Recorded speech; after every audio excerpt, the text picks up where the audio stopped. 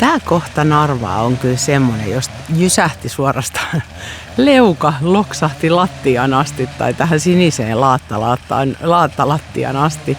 On nimittäin tässä raatihuoneen takapuolella olevalla uudella Ruotsin aukiolla.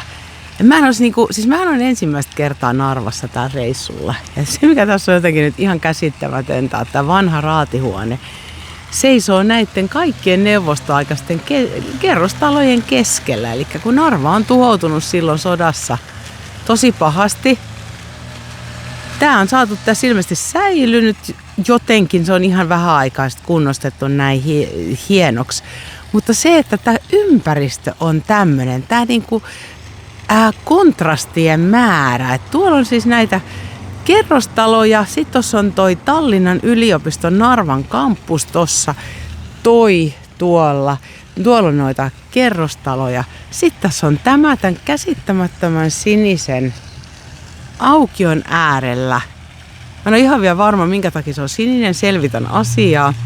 Ja sitten tosissaan näitä arkisia ihmisten koteja ja kerrostaloja. Ihan uskomatonta, että on niin kuin, näyttää siltä, että tää on lähiön keskelle tupsautettu tämmönen vanha raatihuone. Mutta totuushan on tietenkin se, että raatihuone on tässä ollut iät ja ajat ja talot on tullut paljon myöhemmin. Mutta onpa tää nyt mahtava esimerkki tästä, mitä osasin odottaakin, mutta en ehkä ihan tässä mittakaavassa, että tää Narva on tämmönen vastakohtien kaupunki.